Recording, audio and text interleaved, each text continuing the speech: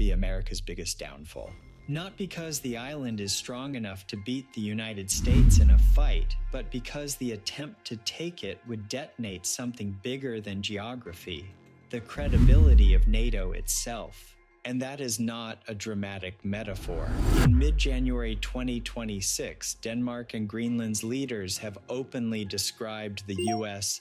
ambition to take over Greenland as a live dispute after President Donald Trump again framed control of Greenland as a national security need and did not rule out force. So let's get straight to the point behind the noise. If this ever moved from rhetoric to action, the question would not be, can the US do it? The question would be, what would it cost the US to win fast and then live with what it broke? Because on paper, the US military is not just bigger than Denmark's, it is operating on a different planet of scale. Start with the raw manpower. The United States sits at roughly 1.3 million active duty service members with significant reserve components behind them. Pew Research cites about 1.32 million active duty as of early 2025 using Defense Manpower Data Center figures. China and India may outrank the US in sheer headcount, but the US advantage has never been about bodies alone. It is about how much force can be moved, sustained, and coordinated across oceans in the cold, in the dark, at speed. And money is the oxygen of that machine. SIPRI reports the US spent about $997 billion on the military in 2024, accounting for 37% of global military expenditure. That is not a flex number. That is a structural reality. It means the US can fund the world's most complex military ecosystem. Carrier strike groups, stealth fleets, space surveillance, missile warning, cyber forces, and the logistics that make them show up on time, fueled, armed, networked, and ready. SIPRI also notes the US makes up around 66% of total NATO military spending. That one statistic explains a lot about why the Greenland argument is so radioactive. NATO is a collective defense alliance, but its beating heart is American capacity. Now zoom in on Greenland because the island is not a blank patch of ice on a map. Greenland is a self-governing territory within the Kingdom of Denmark under the 2009 self-government arrangement. Denmark handles defense, and that's where the strategic wiring is already embedded. The United States has maintained a base on Greenland for decades, operating under the 1951 US-Denmark Defense of Greenland Agreement. That base, renamed Pituffik Space Base in 2023, is not just a runway. It supports missile warning and space surveillance missions in the high Arctic, tied into US and joint defense networks. So, if you are trying to understand why a US president would talk about control, start here. Greenland sits in the Arctic corridor that matters for early warning, for long-range routes, and for the geometry of modern missiles. Reuters has spelled out how the island's location and resources sit at the intersection of US security concerns about Russia and China. But here's the twist. Because the US already has access and a strategic foothold through existing agreements, moving from presence to possession would not be a military problem first. It would be a political earthquake first. The US Navy is the clearest symbol of global reach. The United States maintains 11 aircraft carriers, and the Navy has publicly reiterated its commitment to sustaining an 11-carrier force. Aircraft carriers are not just ships. They are mobile airfields guarded by layers of escorts, submarines, aircraft, and sensors. They are how a nation projects combat power without asking permission from geography. Then there is air power. The US doesn't just have fighter jets. It has the systems that make fighters lethal at distance, tankers to refuel them in midair, airborne early warning to see beyond the horizon, electronic warfare to blind radar, satellites to cue targets, and the command networks to fuse everything into one picture. The F-35 program alone is a window into how the U.S. thinks about dominance through integration. The official U.S. Air Force planned buy is 1,763 F-35A aircraft, according to both the program's public materials and a Congressional Research Service report.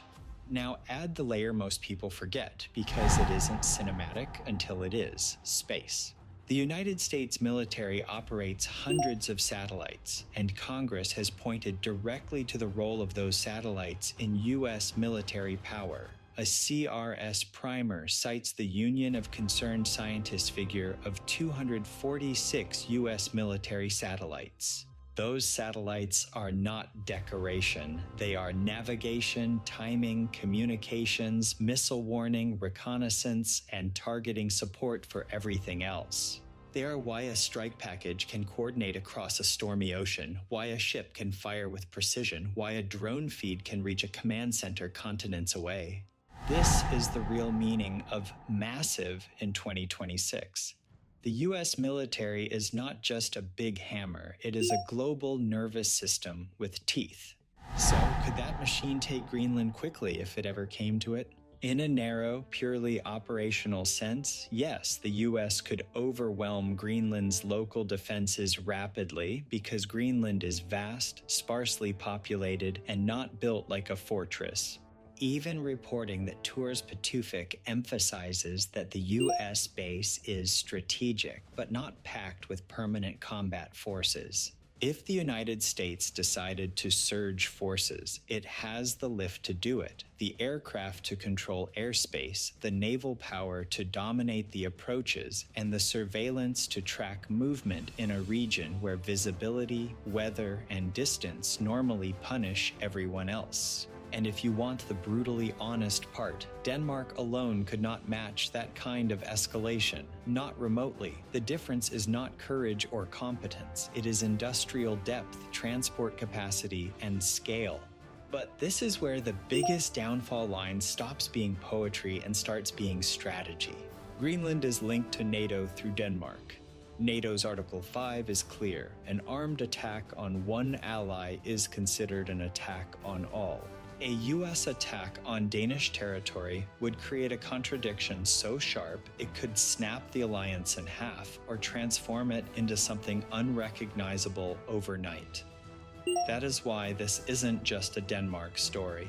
It is why Greenland's own government has explicitly pushed for its defense to be handled through NATO frameworks and has rejected the idea of any U.S. takeover. It is also why European partners are talking openly about increased coordination and presence in Greenland right now as tensions spike around Trump's renewed demands. The United States can win the battle fast, but the victory could poison the very architecture that makes American power so effective in the first place. Because the U.S. military's massiveness is multiplied by alliances, bases, access agreements, intelligence sharing, combined planning, shared logistics, and trust. If that trust collapses, the U.S. doesn't suddenly become weak, but it becomes more alone, more contested, more expensive to operate, and more politically constrained, especially in the Arctic where partners matter. Here's what you can say without bluffing. The U.S. operates capabilities that are classified by design, from portions of space reconnaissance to cyber tools and some advanced systems under development. The public cannot fully measure what is behind the curtain. What we can measure is the visible edge, the scale of spending, the carrier force, the satellite infrastructure, and the size of the planned fifth-generation fighter fleet. So should NATO be scared of the U.S. military? NATO should be sober about it, because the U.S. is not simply the strongest member of NATO. It is the member whose capabilities define what NATO can do at long range and at high intensity. Cyprus' NATO spending split makes that dependency hard to deny. And that is exactly why Greenland has become a flashpoint. Not because anyone doubts that the U.S. can project force into the Arctic, but because allies are staring at a scenario where the force that underwrites the alliance is also the force that could tear it apart. Greenland is not the prize. Greenland is the trigger. The real battlefield is not ice or coastline. It is legitimacy. It is alliances. It is whether the world believes U.S. power is anchored to rules and partnership, or whether it is simply power that takes what it wants when it wants. And if America ever crossed that line, the conquest would not be the story. The aftermath would.